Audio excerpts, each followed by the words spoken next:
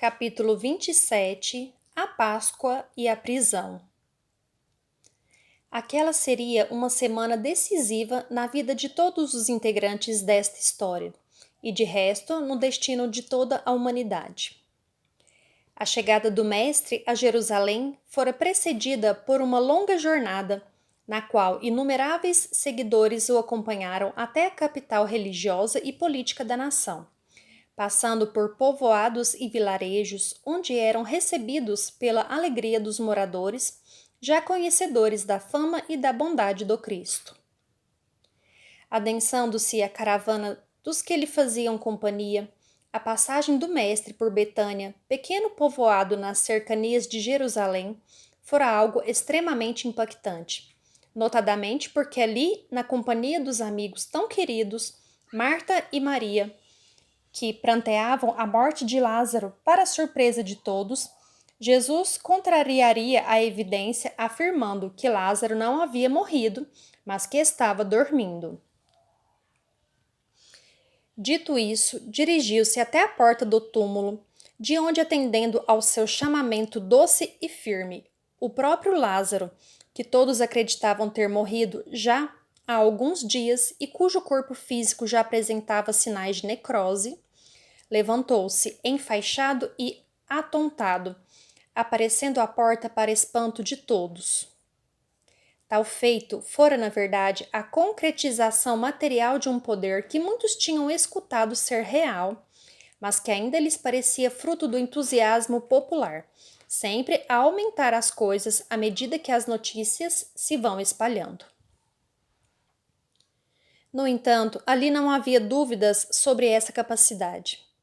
Os discípulos diretos se maravilharam com a maneira de Jesus demonstrar o seu poder diante do povo que o seguia, e Judas, crendo que isso fazia parte da estratégia do Senhor, fez mais do que depressa correr a notícia de que o libertador, o verdadeiro rei dos judeus, estava chegando, aproveitando-se da alcunha que o povo miserável e sofrido usava para se referir à figura imponente e humilde do Cristo. Distanciando poucos quilômetros de Jerusalém, facilmente se propagou a notícia do milagre ocorrido em Betânia, e desse modo a afirmativa de que o motim libertador se aproximava inflou de esperanças a alma rebelde de muitos dos judeus, que, sedentos de liberdade, mais se deixaram inflamar pela perspectiva da revolta prestes a iniciar-se. Do mesmo modo, a fama de Jesus causava preocupações na alma dos sacerdotes e fariseus, que temiam a sua doutrina, porque ela lhes impunha uma modificação radical na maneira de viver e de retirar vantagens pessoais do exercício do sacerdócio e no controle das sinagogas, coisa nas quais o interesse pessoal dos judeus influentes se mesclava com as coisas sagradas. O que sempre for odioso e continua a ser até os dias atuais, quando muitos religiosos se valem do profissionalismo da fé como fonte de renda pessoal e de ganhos financeiros.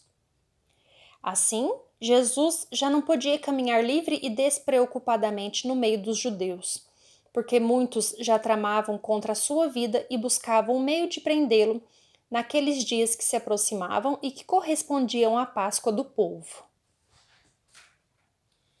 A entrada do Messias em Jerusalém fora coroada de êxitos retumbantes, uma vez que, cercado por seus discípulos e por um grande grupo de seguidores, foram acolhidos por outra multidão eufórica e exultante, com a perspectiva de estar ali presenciando a chegada do libertador da raça do domínio estrangeiro. As pessoas buscavam improvisar-lhe um tapete para homenageá-lo, atirando ao solo folhas verdes arrancadas das árvores, procurando mesclá-las com pétalas de flores silvestres, colocando também seus próprios mantos e vestes no caminho por onde passaria a comitiva.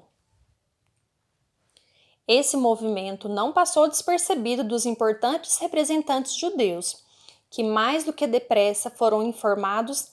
da calorosa recepção que aquele profeta do povo estava recebendo à entrada da cidade.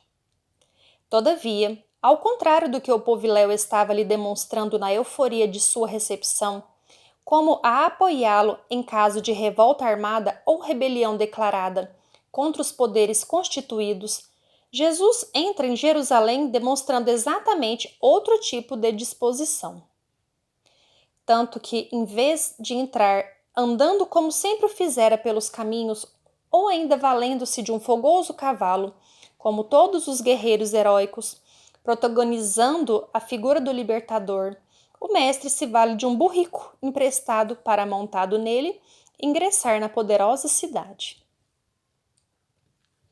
Assim, o festim triunfal que o povo lhe preparava era confrontado pela mensagem silenciosa de Jesus, que o repelia com um comportamento humilde e desajeitado,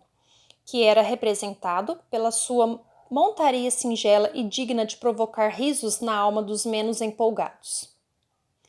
No entanto, os exaltados não quiseram entender a mensagem da humildade e do desapego às convenções e expectativas do mundo judeu que Jesus estava demonstrando com aquele comportamento. Depois das festas do dia, dirigiu-se cercado pelo povo até o templo, onde, após ali permanecer alguns minutos, caminhando por entre a multidão, retirou-se para dormir em casa de Maria, Marta e Lázaro, na cidade de Betânia.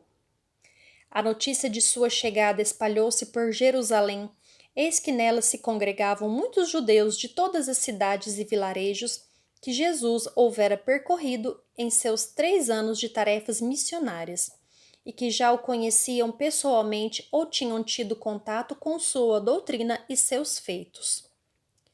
A ansiedade e a expectativa aumentaram com a sua chegada à cidade naqueles dias tão especiais para todos. Em casa de Públio, igualmente, chegou a notícia alvissareira através da serva de Lívia, a fiel e simples Ana, que colocara a sua senhora a par da novidade e dela recebera autorização para ir ouvir-lhe a mensagem naqueles dias, permanecendo junto ao velho tio Simeão, que viera de sua vivenda na Samaria, até Jerusalém, acompanhando a comitiva apostólica. O ambiente interno de sua casa não sofrera alterações importantes, sentindo Lívia o distanciamento imposto inexplicavelmente pelo esposo e guardando para si as apreensões que a sabedoria feminina aprendeu a administrar e suportar com o estoicismo que a transformara no esteio de qualquer família. Pilatos estava envolvido pelas questões administrativas e pelos perigos que, nessa época, brotavam de todos os lados, notadamente porque era o representante estrangeiro de maior prestígio. Se algum movimento de libertação ou revolta se iniciasse ali em Jerusalém, tal ocasião reunia todos os elementos propícios para que o sucesso lhe estivesse garantido, em face do imenso volume de peregrinos reunidos para as festas religiosas de sua tradição, o que punha em risco a capacidade de defesa até mesmo da cidadela fortificada, na qual se sediava a supremacia militar romana na região. As medidas de defesa e contenção de ânimos dos próprios judeus, sempre divididos em facções e grupos hostis, entre si mesmos, tomavam grande parte do tempo e da energia dos soldados.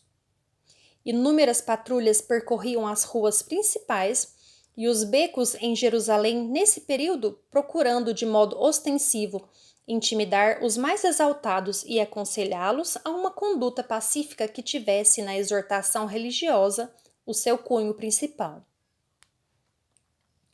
Colocando a soldadesca na rua, restava-lhe um grupo reduzido de militares de prontidão para ser usado em caso de tumulto generalizado. Todavia, Pilatos tinha noção clara de que, mesmo possuindo armamentos mais potentes do que o que era acessível ao povo judeu, o volume de combatentes dos dois lados dava nítida e larga vantagem aos judeus que, se o desejassem, poderiam facilmente iniciar uma conspiração, que acabariam por vencer em face de possuírem concentrados ali mais homens do que a guarnição militar que ele comandava. Nos primeiros anos de sua governança, solicitara reforços da província vizinha, a Síria, pois temia que o povo se valesse de sua inexperiência no governo da Judéia para tentar destruir-lhe a reputação e golpeá-lo no início de sua trajetória administrativa. Depois, no entanto, quando as pessoas passaram a conhecer o seu caráter rude e a sua maneira impetuosa de se conduzir, a sua capacidade de aterrorizar pela violência e os seus modos licenciosos e permissivos, os líderes judeus passaram a relacionar-se com ele de outra maneira, não mais produzindo no espírito do governador o temor inicial que o aconselhara a solicitar reforços de fora. Tanto que nesta Páscoa, a 7ª de seu governo, não havia solicitado qualquer colaboração especial para a manutenção da ordem local. Até mesmo porque a medida poderia ser interpretada pelos seus superiores romanos como uma demonstração de fraqueza pessoal e incapacidade de manter-se com o contingente que lhe era oferecido como suficiente para aquela província. Desse modo, Jerusalém estava patrulhada pelos soldados de que dispunha o governador, mantendo pequena reserva, como já se disse, para situações mais graves. Seu palácio administrativo estava sempre na mira dos potenciais revoltosos e, assim, ali se encontravam vários soldados de prontidão e preparados para reprimir os mais violentos e agressivos. A presença de Jesus, aliada ao boato que Judas houvera feito circular de que se tratava do momento da liberdade do povo, a esperança de muitos sofredores, a euforia com os feitos do Mestre, o grito de revolta preso na garganta de muitos dos judeus que não suportavam a convivência com os romanos em sua terra,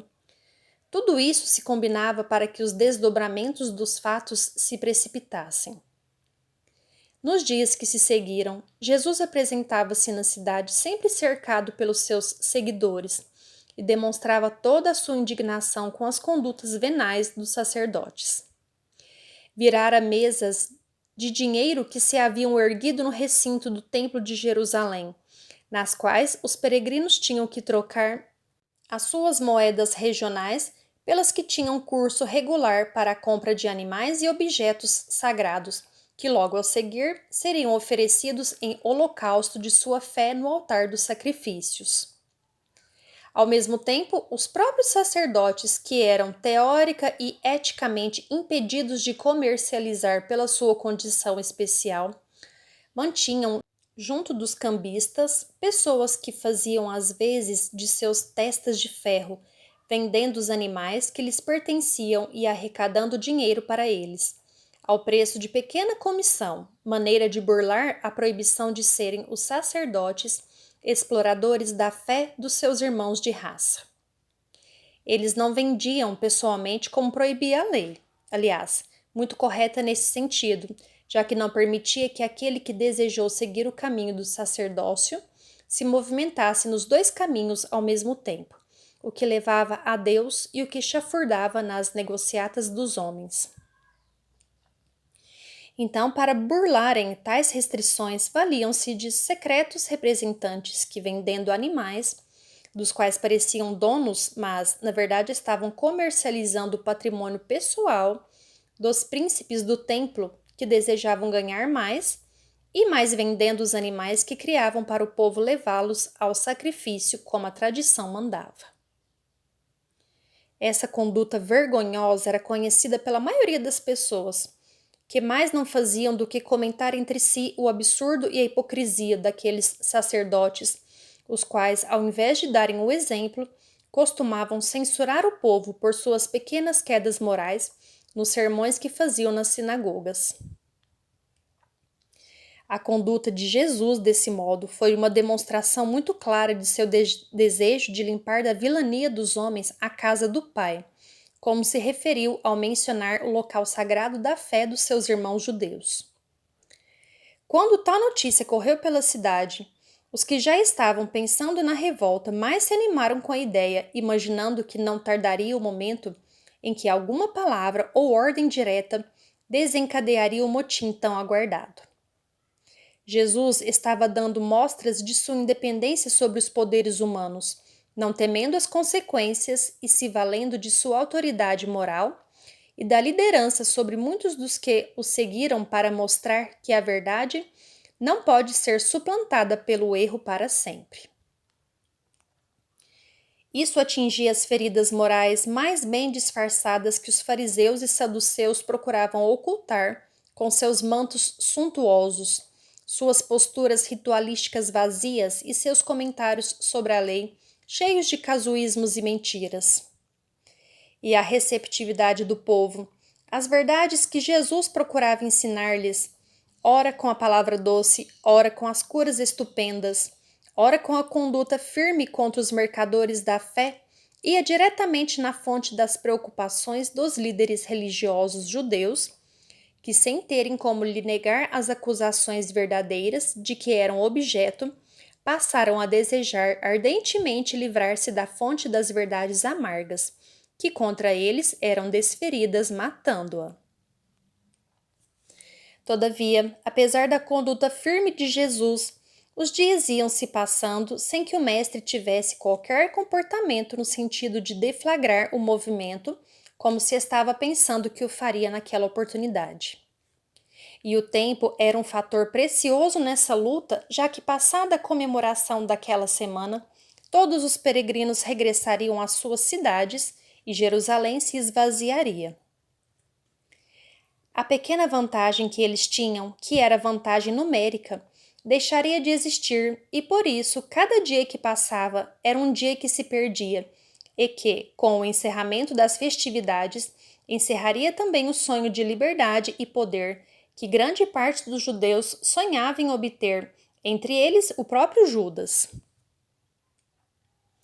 Sabendo disso, Judas era o que mais se sentia comprometido com os rebeldes que ele alimentara com as expectativas do movimento. Acostumado que estava às práticas do comércio nas trocas, nas estratégias, na influência sobre o desejo das pessoas, uma vez tratar-se ele próprio de comerciante antes de ser convocado para integrar a caravana apostólica.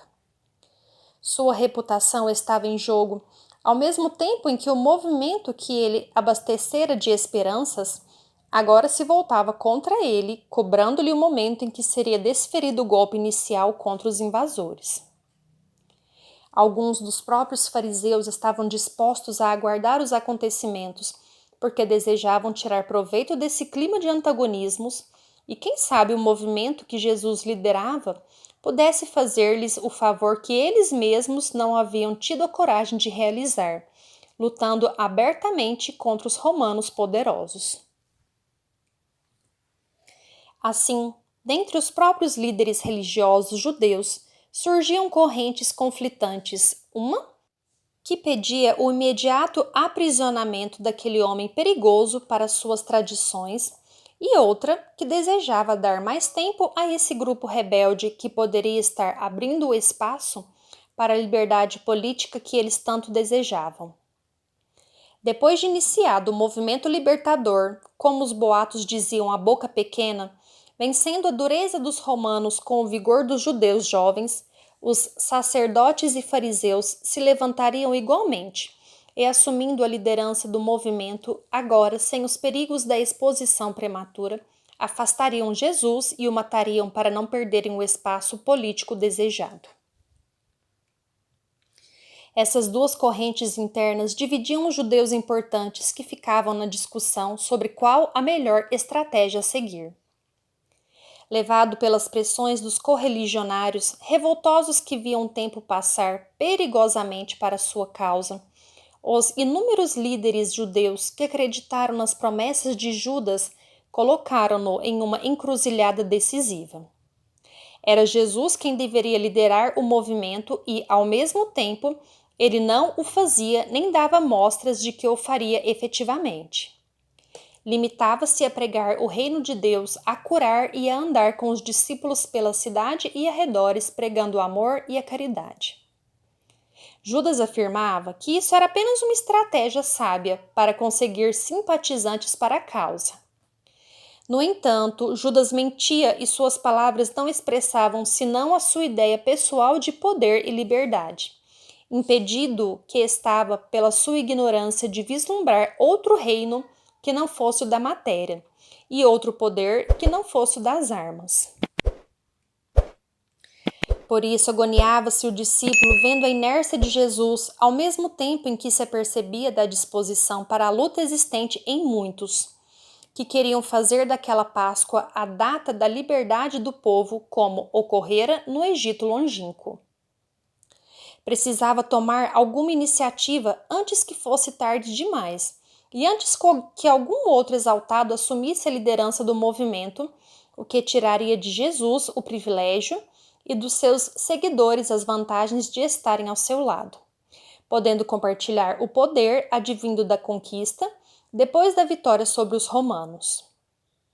Já se haviam passado mais de 4 dias desde que Jesus chegara a Jerusalém naquele domingo triunfal e nada tinha acontecido. Se Jesus não tomava iniciativa, talvez o fosse porque não estava percebendo o tamanho da aceitação popular, imaginava Judas, na sua ingenuidade ignorante. Ao mesmo tempo, sabendo que os fariseus e saduceus não eram pessoas bem aceitas pelos judeus mais simples, em face de sua hipocrisia e de suas maneiras arrogantes, Judas concebeu o plano de dar início à sua rebelião por sua própria conta, pois imaginava que assim o fazendo, as circunstâncias produziriam o resto naturalmente. Sabendo que os fariseus mais exaltados tramavam contra Jesus, Judas acerta com eles revelar onde se encontrava para ser preso. Imaginava que, com a notícia da sua prisão por parte dos fariseus e sacerdotes judeus, isso levantaria a ira da plebe contra eles também, o que faria com que a revolta se iniciasse para pedir a libertação de Jesus como o herói do povo humilde. Daí, conseguida a libertação, facilmente se teria congregado à volta do Senhor, a expectativa unânime que lhe mostraria possuir a liderança absoluta. E se lhe estava faltando até então, não lhe faltaria a partir daí a vontade de liderar o movimento contra os invasores e libertar o povo. Apenas uma palavra sua bastaria para que isso se desse. Seu plano parecia perfeito, graças ao qual as ânsias libertárias se veriam colocadas em risco com a prisão do mestre pelos próprios judeus, o que ocasionaria uma reação dos adeptos secretos do movimento, forçando-os a sair publicamente, a pedir pela libertação de seu líder e, unidos à causa, demonstrariam a Jesus a sua importância. Além disso, tais fatos não levantariam suspeitas junto aos romanos, que achariam que se estava tratando apenas de mais uma das tricas dos próprios judeus, nas suas divergências internas tão comuns na raça rebelde, que se caracterizava pela polêmica e pelas disputas. Assim, os romanos não teriam motivos para se alarmar diante de tais ocorrências, que logo mais haveriam de voltar-se contra eles mesmos, afastando-os do poder sobre a terra prometida. Nas conversações com os fariseus e sacerdotes da corrente que propugnava pela prisão de Jesus, obteve a garantia verbal de que não pretendiam tirar-lhe a vida, mas apenas detê-lo para que não produzisse mais estragos à reputação dos religiosos durante a Páscoa.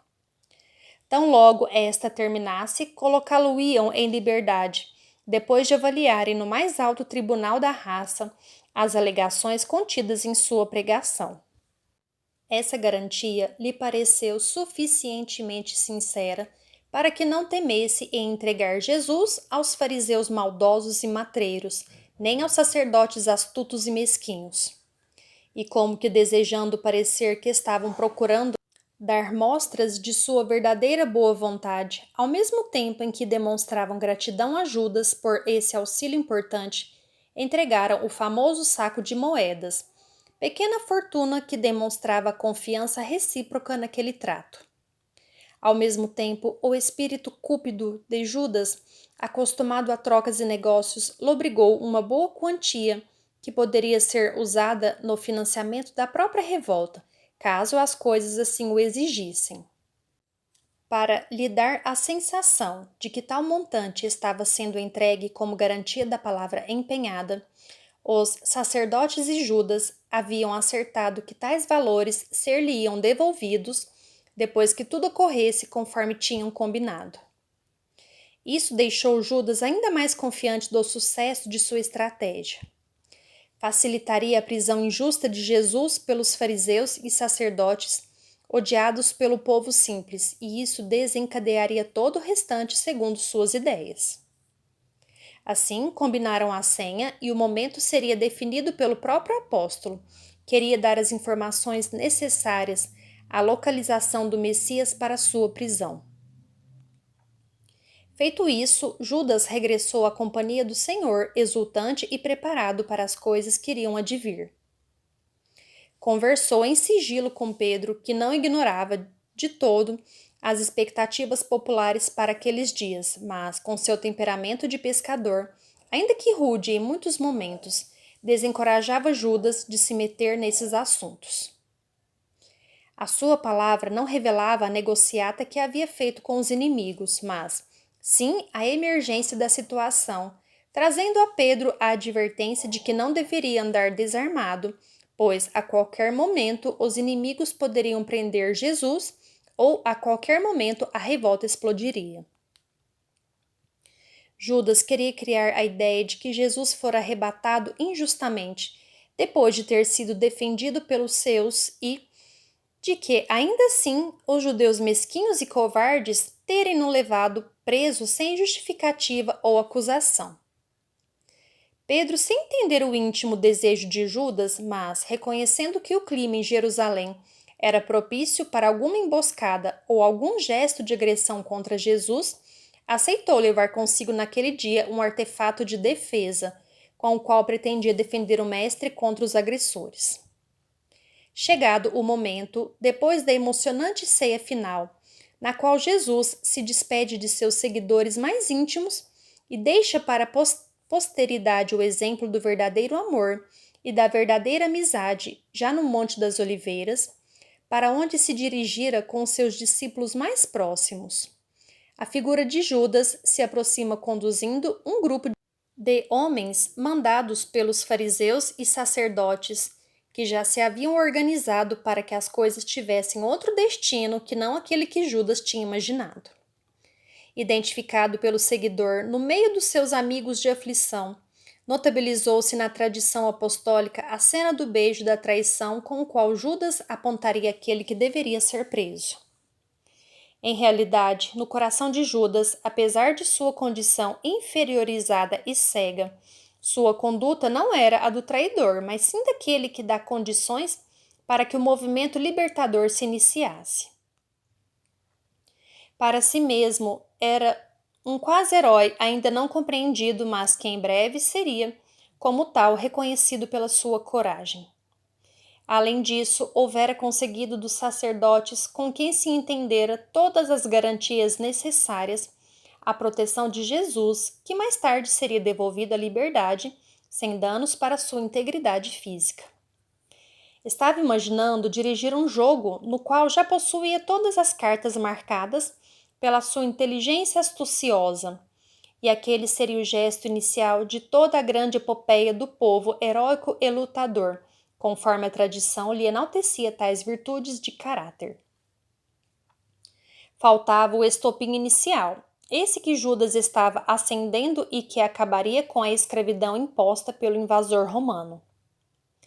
Jesus é preso e, na tentativa de proteger-lhe de tal agressão, Pedro, lembrando-se das advertências ouvidas do próprio Judas, tenta defender o mestre agredindo o servo dos sacerdotes de nome Malco, cortando-lhe a orelha com a espada. No gesto de benevolência e fraternidade que caracterizavam a sua doutrina, Jesus repreende Pedro e toca a orelha do agressor, curando-a na advertência que deixa para todos nós que o que nos ferirá para sempre serão os nossos gestos de agressão aos outros. Receberemos sempre de acordo com o que dermos. Seremos julgados na medida que julgamos. Se ferimos pela espada seremos feridos. Amarrado como um reles bandido, Jesus é conduzido à casa do sumo sacerdote, onde se mantém vigiado por servidores do templo até o amanhecer, sendo ironizado e agredido pelos que o deveriam guardar, mas que na sua arrogância e falsa superioridade se valiam da fragilidade daquele homem inocente para zombarem de sua aparente condição de inferioridade. Enquanto isso, Judas se põe a espalhar a notícia da prisão do Cristo no Monte das Oliveiras, acreditando que essa novidade poderia impor-se por si mesma, dando início ao levante popular. Ao mesmo tempo, uma outra notícia, com a qual ele próprio não contava, feriu os ouvidos dos populares, ou seja, a de que o próprio discípulo havia entregado o Mestre aos inimigos. Vendo-se surpreendido pelas interpretações equivocadas de seu gesto, Judas se viu forçado a revelar parte de seu plano, indicando que a prisão seria o sinal adequado para que a rebelião pudesse começar. Todavia, a sua conduta dera mostras de que ele não era digno de confiança e sua palavra poderia não ser verdadeira. Afinal, havia entregado o líder do movimento, aquele que Judas mesmo dizia ser o mais importante membro e que deveria ser defendido ferreamente e seguido cegamente. Como é que o próprio discípulo agia dessa maneira infiel?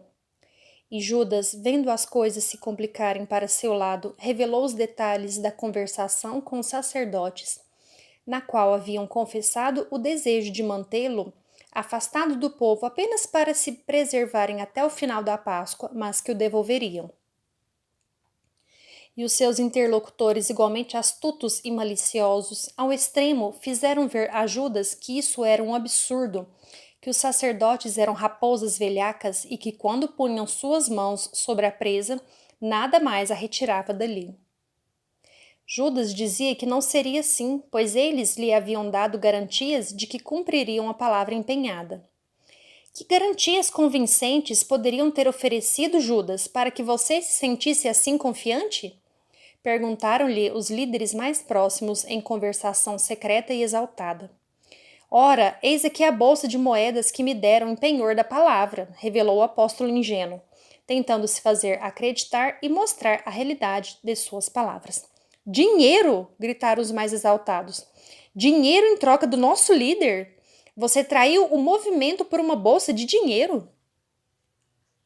As coisas estavam tomando um rumo que saía do controle de Judas, e agora a revelação das moedas que a princípio lhe haviam sido dadas como garantia da palavra dos sacerdotes e que deveriam ser devolvidas ao final do período pascal, se transformaram em um vil motivo para entregar o mestre, tornando Judas ainda mais odioso e indigno de qualquer crédito. Esse comportamento arrefeceu os ânimos mais eloquentes e a notícia da bolsa de moedas ganhou o conhecimento dos demais, não por se apresentar como garantia, mas por ser apenas o preço pago por Judas, na interpretação simplista das pessoas que sabem ver o mal e a malícia em todos os gestos e comportamentos. A história de Judas não convencia a ninguém, e amedrontados de que sua astúcia os estivesse conduzindo a um poço sem saída, acautelaram-se de qualquer demonstração de indignação. Os outros discípulos estavam aterrados com o que sucedera. Nenhum deles se dispunha a agir de acordo com os ditames que haviam aprendido com o mestre. Choravam as mulheres, revoltavam-se contra Judas alguns, oravam a Deus outros. Seguiam à distância as ocorrências no palácio dos sacerdotes, para onde Jesus fora levado naquela noite. Notadamente, Pedro seguia de longe as ocorrências, colocando-se nas proximidades da casa do sumo sacerdote, a fim de obter notícias sobre o seu processo e sua prisão. Por efeito dessa proximidade, surge-lhe o amargoso momento em que ele se vê identificado como seguidor do preso e, amedrontado, nega conhecê-lo por várias vezes, até que, anunciando a chegada da alvorada, seus ouvidos escutam o galo cantar e seus pensamentos se recordam da advertência de Jesus, dizendo-lhe na véspera que antes que o galo cantasse, ele próprio, Pedro, o negaria por 3 vezes. Chorou o apóstolo de vergonha e isso o abateu sobremaneira. No entanto, tão logo a notícia da prisão correu às casas no dia seguinte, O povo simples que se encantara com as suas palavras e atos saiu à rua à cata de informações. Não sabiam qual o delito e por isso ninguém imaginava que alguma coisa séria havia ocorrido. Do mesmo modo, a notícia se espalhara sobre o gesto de Judas, além de traidor do seu amigo,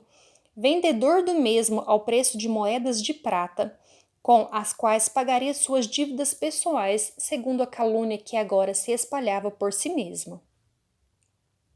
Já era a maledicência criando histórias para tornar mais pérfida a verdade e encantar com a mesquinhez o imaginário trágico das mentes necessitadas de emoções, tanto quanto o estômago de alimentos. Nos albores da manhã, o coração dos aflitos e anônimos seguidores de Jesus passou a se movimentar a fim de advogar a sua libertação junto às autoridades. Enquanto Jesus era conduzido ao sinédrio para o interrogatório sumário, que já tinha como finalidade dar legalidade a uma condenação previamente acertada, os humildes e gratos indivíduos visitavam pessoas influentes para solicitar-lhes a simpatia para a causa da Boa Nova. E com Públio isso não foi diferente. Tanto através de Ana, que procurou Lívia aflita e angustiada para falar da prisão de Jesus, quanto através de inúmeras visitas que buscavam Públio, como autoridade romana que poderia influir no seu destino a morada confortável dos Lentulus, foi sacudida por inúmeras visitas. Todas eram recebidas pelo senador em seu gabinete de trabalho e ora eram compostas por pessoas simples que advogavam a proteção do mestre ante as hordas virulentas dos fariseus e saduceus, ora compostas por judeus influentes que vinham pedir a sua ajuda para manter afastado do povo aquele perigoso e blasfemo judeu,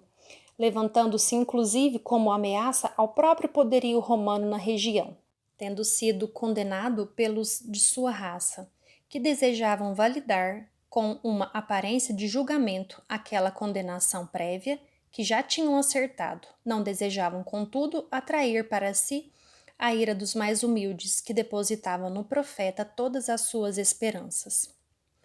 Assim deliberaram envolver os romanos na delicada situação, para que o peso de sua condenação à morte fosse imputado ao invasor. Ninguém melhor para arcar com a culpa de tal tragédia, apontado como adversário estrangeiro, o que livraria os sacerdotes de qualquer responsabilidade perante os seguidores judeus. Desejando criar tal circunstância que os inocentaria da culpa da morte injusta, os fariseus enviaram Jesus a Pilatos. Este, sem ter qualquer coisa contra o condenado, não via nenhum motivo para deliberar no assunto. Entretanto, sempre claudicante nas questões cruciais, Pilatos se via pressionado nos bastidores pela influência nefasta dos sacerdotes mais íntimos de sua casa, que o abasteciam com recursos escusos que sabiam ter influências através das falhas de seu caráter, que se deixara prender nas garras dos lobos astutos. Não desejava ser injusto, mas não se via livre para adotar uma conduta moral que nele nunca tivera o peso necessário para justificar seus atos com exclusividade. Além do mais, estava sob a investigação silenciosa de Públio, que ali em Jerusalém seria dos primeiros a conhecer as suas decisões e reportá-las à sede do império. Desse modo, guardando o prisioneiro na cela de seu palácio pessoal, o governador solicita a presença de romanos e patrícios de sua estrita confiança, entre os quais envia especial e reverente convocação ao senador Públio para comparecer imediatamente à sua presença. Tendo sido convocado ao palácio de Pilatos, Públio, apesar de não se sentir à vontade na companhia daquele administrador iníquo e homem de baixos padrões de conduta, conforme ele próprio, Públio, já tinha constatado em alguns casos que vinha apurando, além das suspeitas que haviam sido lançadas sobre sua conduta moral acerca da própria esposa Lívia, colocou as questões importantes daquela hora delicada e urgente, como mencionava a comunicação do governador, acima de suas cismas e desconfianças pessoais, imbuindo-se do mais elevado espírito público para assumir suas funções legais, conforme o determinava as suas atribuições oficiais. Lívia não conseguiu falar a sós com o marido, solicitando que intercedesse por Jesus, conforme lhe solicitara Ana e a sua própria consciência. Públio saíra e se deslocara ao palácio, onde Pilatos o aguardava com ansiedade,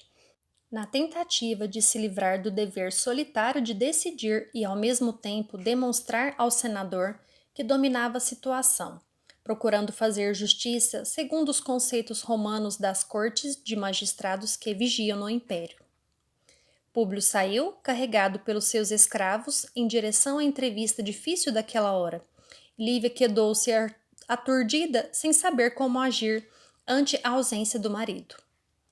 Ana se havia ausentado para acompanhar os fatos mais de perto, e a esposa do senador recorreu à oração, para que as coisas se acertassem sem qualquer prejuízo para aquele que lhe houvera salvado a filha leprosa e modificado o destino e a vida.